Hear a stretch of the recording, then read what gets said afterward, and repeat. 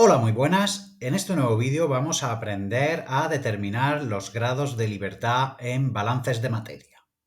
Así es que sin más, vamos allá.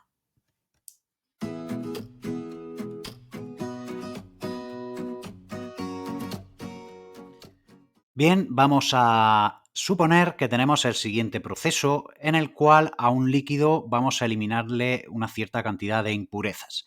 Solamente hay una operación representada por este rectángulo. Aquí tenemos el diagrama de bloques, tendríamos la corriente A, en la cual hay una división de flujo, da lugar a la corriente D y a la corriente B, que ya entra en el proceso para eliminar impurezas que salen por F, obteniendo una corriente C que se une a la derivación D para obtener nuestra corriente final E. Y suponemos que conocemos los siguientes datos. El flujo de la corriente A, que son 2000, en las unidades que correspondan, por ejemplo, kilogramos hora o kilomoles hora. Y luego, como tenemos dos componentes, un líquido e impurezas, pues vamos a tener dos fracciones. Dos fracciones que pueden ser fracciones másicas o molares. X1, que corresponderá a la fracción de líquido, y X2 a la fracción de impurezas. Y los datos conocidos son los siguientes. La fracción de impurezas en la corriente A es 0,025. La fracción de impurezas en la corriente C es 5 por 10 elevado a menos 4. Y la fracción de impurezas en la corriente E es 5 por 10 elevado a menos 3. Además, se sabe que la corriente F está únicamente compuesta por impurezas. Por lo tanto, la fracción del componente 2 de impurezas en la corriente F será de 1. Bien, pues conocidos estos datos podemos completar la tabla ya que vamos a conocer más valores. A ver, si nos fijamos primeramente en la corriente F y hemos dicho que está formada únicamente por impurezas, solamente tiene el componente 2, pues podemos afirmar que la fracción de líquido será 0. Siempre la suma de las fracciones, recordad, tiene que ser 1 en cada corriente. Luego tenemos para la corriente A, tenemos que la fracción de impurezas es 0,025. Por tanto, la fracción de líquido será 0,975.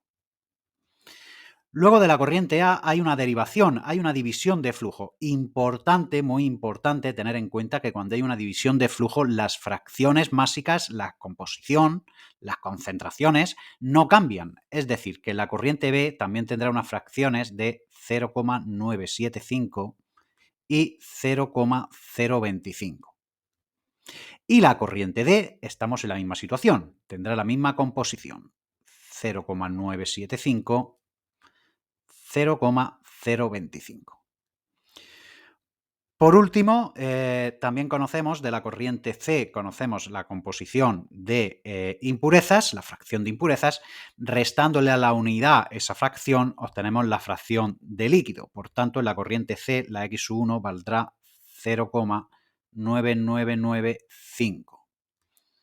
Y lo mismo para la corriente E. Conocemos la fracción de impurezas y teniendo en cuenta que sumada a la fracción de líquido debe dar 1, la fracción de líquido será 0,995. Vale, pues ya tenemos la tabla con todos los valores conocidos, completa, y lo siguiente que vamos a realizar es ir poniendo para cada corriente, aquí en el diagrama de bloques, pues los componentes que tiene. La corriente A tiene los dos componentes, pues escribimos sus dos fracciones, que serían X sub A1 y X sub A2. La corriente B lo mismo, XB1, XB2. La corriente D igual, XD1, XD2. La corriente C también. La corriente E también tiene los dos componentes, XE1, XE2. Importante, en la corriente F, como solamente tiene impurezas, no vamos a escribir la fracción de líquido, que vale 0. Solamente ponemos la fracción de las impurezas, que es el componente 2. Importante hacerlo así para ahora en la determinación de grados de libertad no equivocarnos.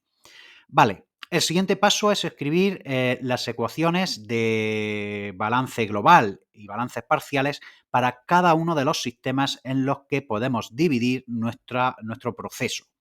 Y este proceso se puede dividir en los siguientes sistemas. Siempre va a haber un sistema global que engloba, como su propio nombre indica, a todo el proceso. sería este sistema que vamos a representar con números romanos 1. Luego también tenemos aquí este proceso en el cual entra la corriente B y obtenemos la corriente F y C. Cada proceso, cada operación también puede constituir un sistema. En este caso sería el siguiente. Este sería el sistema 2. Y también es importante tener en cuenta que cada unión o división de corrientes puede constituir un sistema. Aquí tenemos una división de corrientes, la corriente A se divide en B y en D, pues eso constituiría otro sistema, que llamamos sistema 3. Y por último, tenemos esta mezcla de corrientes, esta unión de corrientes, que sería nuestro sistema 4. Bien, pues el siguiente paso es escribir las ecuaciones de balance. Y empezamos con el balance global y tenemos que ver lo que entra y lo que sale. Estamos en un balance de materia en estado estacionario sin reacción química y en este caso la ecuación de balance global, entrada más generación igual a salida más acumulación, queda simplemente como entradas igual a salidas. Vale, ¿qué entra en nuestro sistema? Pues entra la corriente A. ¿Y qué sale? Pues sale la corriente E y la corriente F. Esta sería la ecuación de balance global y las ecuaciones de balance parcial o por componentes serían las siguientes. Para el componente 1 sería esta y para el componente 2 sería esta.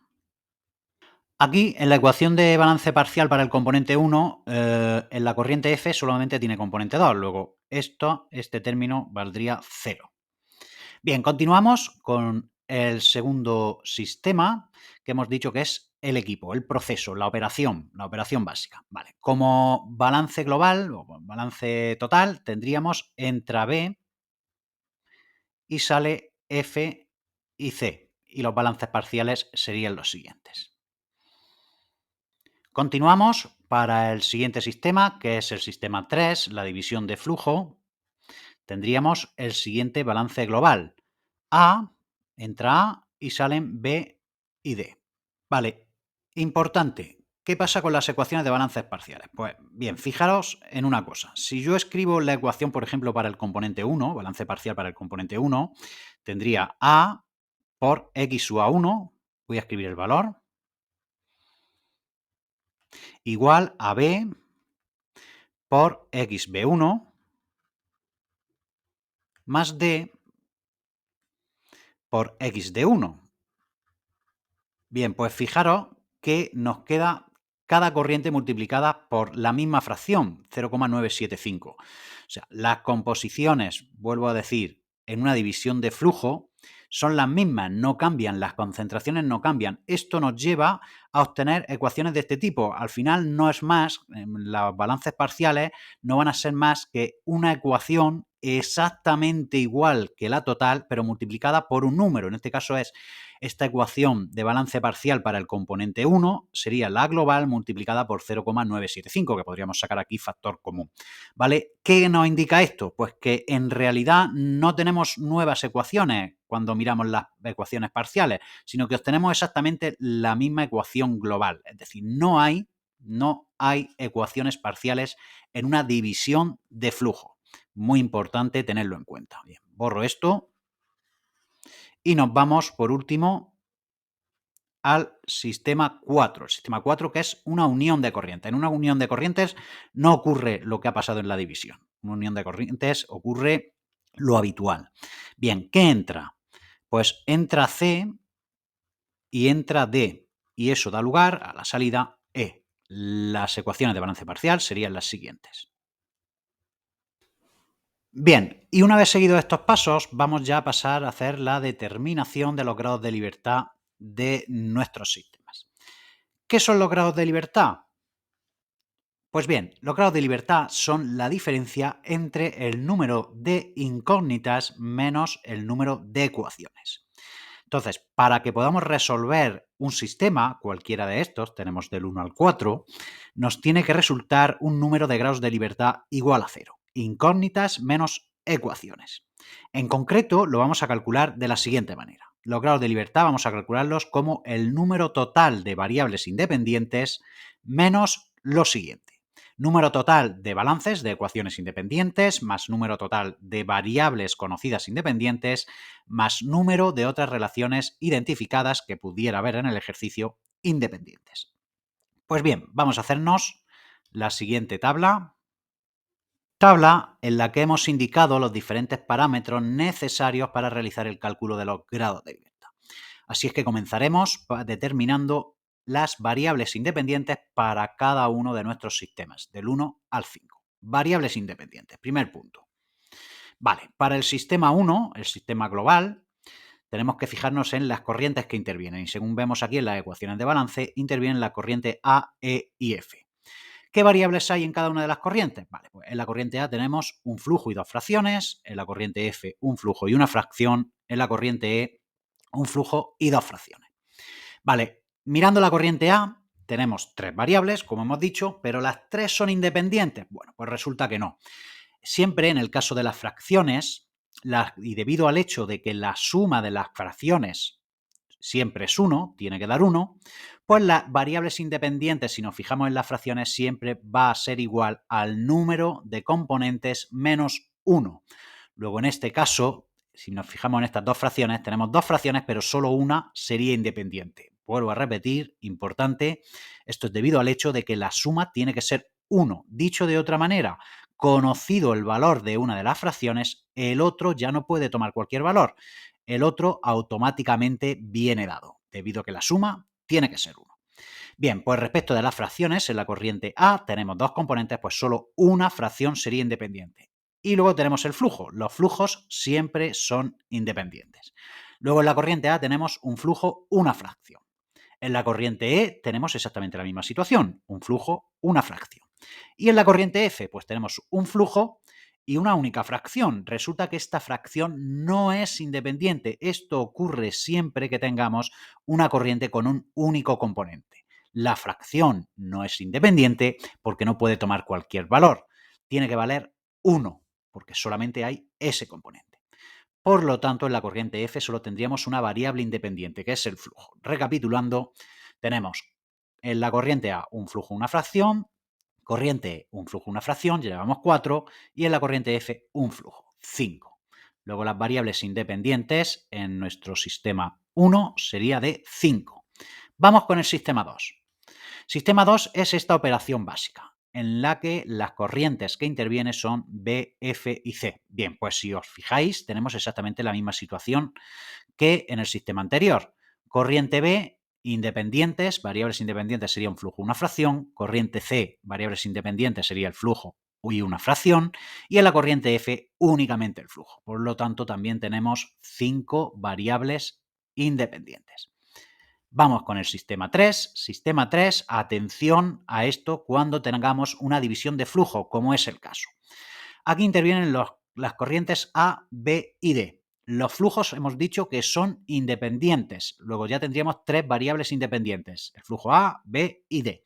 Ahora, ¿qué pasa con las fracciones? Ojo, importante darse cuenta de lo que pasa con las fracciones en una división de flujo. Ya lo hemos dicho, las fracciones son exactamente las mismas debido al hecho de que la composición, la concentración es la misma en cada una de las corrientes cuando hablamos de una división, una derivación, una división de flujo.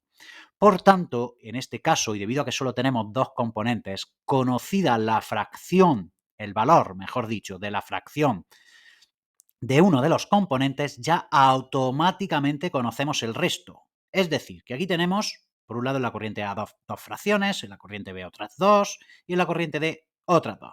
Pero conocido el valor de una única fracción de estas 6, ya las otras 5 están predichas. Por lo tanto, de respecto de las fracciones, solamente sería como variable independiente una de las fracciones. En resumen, como variables independientes en nuestro sistema 3 tenemos los tres flujos más una fracción, 4. Y por último, nos vamos al sistema 4. Tenemos una unión de corrientes. Aquí están involucradas las corrientes C, D y E. Y tenemos para la corriente C un flujo, dos fracciones. ¿Cuáles son independientes? Un flujo, una fracción. corriente D, un flujo, una fracción. Corriente E, un flujo, una fracción. Tenemos 6 variables independientes. Balances independientes. Vale, ¿cómo miramos los balances independientes? Pues para eso nos tenemos que ir a donde hemos puesto las ecuaciones, los diferentes balances. Muy sencillo. Pues tenemos 3 ecuaciones. Ahora bien, ¿las 3 son independientes? Pues resulta que no, porque siempre ocurre que la suma de los balances parciales, la suma de estas dos últimas ecuaciones, siempre nos da lugar a la ecuación global. Dicho de otra manera, la ecuación global sería dependiente, sería una combinación de las dos ecuaciones parciales. Por lo tanto, las 3 ecuaciones no son independientes, únicamente 2. Vamos al sistema 2. Estamos exactamente en la misma situación. 3 ecuaciones, pero la suma de las parciales nos dan lugar a la global. Luego las 3 no son independientes, únicamente 2. Sistema 3. Ojo, punto de derivación. No hemos escrito las parciales porque decíamos que eran exactamente la misma que la global. ¿Cuántas ecuaciones nos quedan? Pues solamente una. Por supuesto es independiente. Y sistema 4, 3 ecuaciones, pero únicamente 2 son independientes. Vale. Según hemos visto aquí para el cálculo de los grados de libertad, los grados de libertad lo vamos a calcular como el número total de variables independientes y luego le restamos todos los parámetros que le siguen. Luego esto lo ponemos todos con signo negativo. A partir de aquí, todos estos parámetros van a tener signo negativo. Vale, continuamos con las variables conocidas independientes. Para ver esto, nos tenemos que ir a nuestra tabla de datos, ya que hemos puesto las variables conocidas con sus valores. Y comenzamos con el sistema 1. Vamos primero con los flujos. Sistema 1. Bien, ¿qué tenemos que tener en cuenta? En el sistema 1 entran en juego las corrientes A, E y F. A, E y F. Pues estos son los valores que tenemos que mirar. ¿Cuántos flujos conocidos? Pues solamente tenemos el flujo de A. Vale, pues una variable independiente. Menos 1. Vamos con el sistema 2. El sistema 2 entran en juego las corrientes B, F y C. B, F y C. ¿Flujos conocidos? Pues ninguno. Vale, pues apuntamos 0. Sistema 3. Sistema 3 entran en juego las corrientes A, B y D. A, B y D. ¿Flujos conocidos? Pues el flujo de A. Menos 1. Y por último, sistema 4, entran en juego las corrientes C, D y E, que como vemos en la tabla no conocemos ningún valor, pues sería 0. Vale, y ahora nos quedan las fracciones. Fracciones conocidas e independientes para el sistema 1, donde entraban en juego las corrientes A, E y F. Vale, corriente A. Conocidas, fracciones conocidas, 2, pero las 2 son independientes, no, por el mismo razonamiento que ya hemos indicado para el cálculo de las variables independientes, el primer punto. No lo vamos a volver a repetir. Conozco las 2 fracciones, pero las 2 no son independientes. Luego de la corriente A, una fracción. Corriente E, misma situación. Conozco las 2, pero las 2 no son independientes. Luego de la corriente E solo hay una fracción conocida independiente. Corriente F. Ojo con esto, corriente F, ninguna de las 2 fracciones conocidas es independiente, porque hablamos de una corriente que solo tiene un único componente y por tanto sus valores vienen predichos, no puede tomar cualquier valor. Luego, en resumen, tenemos una fracción conocida en la corriente A, una fracción conocida en la corriente E. En total, 2 fracciones conocidas independientes. Bien, vamos al sistema 2. En el sistema 2, según vemos en la ecuación, entran en juego las corrientes B, F y C. Fracciones conocidas de B, 2, solo una sería independiente. En C, lo mismo, 2, solo una sería independiente. Y en F ya hemos dicho que ninguna. Luego tenemos una en la corriente B, una en la corriente C. 2 fracciones independientes.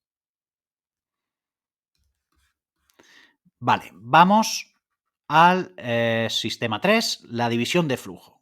Ya sabemos, según hemos estado viendo, que este sistema es un tanto especial.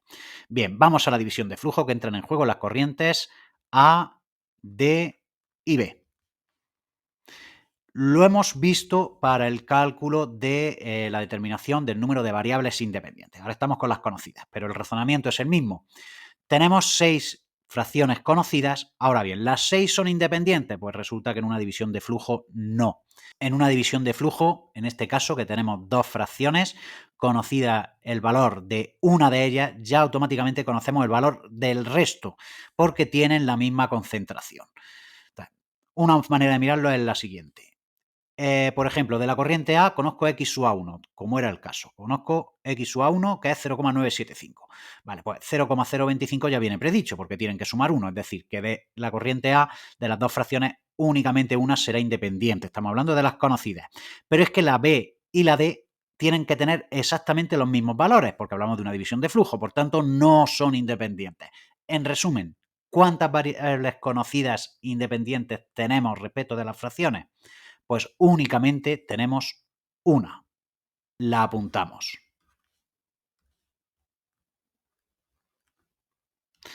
Y para terminar nos vamos al sistema 4, en el que entran en juego las corrientes C, D y E, en el cual pues, tenemos para la corriente C 2 fracciones conocidas, sería una independiente, para la corriente D lo mismo, para la corriente E lo mismo. Por lo tanto, 3 fracciones conocidas independientes.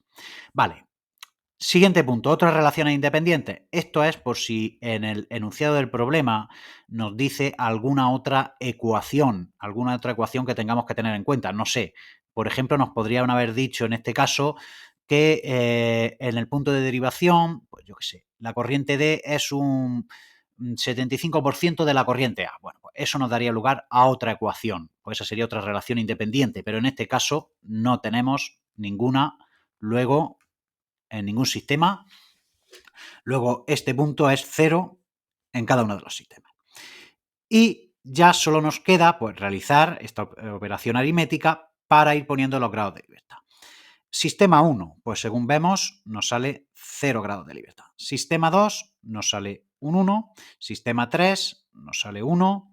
Sistema 4 nos sale 1.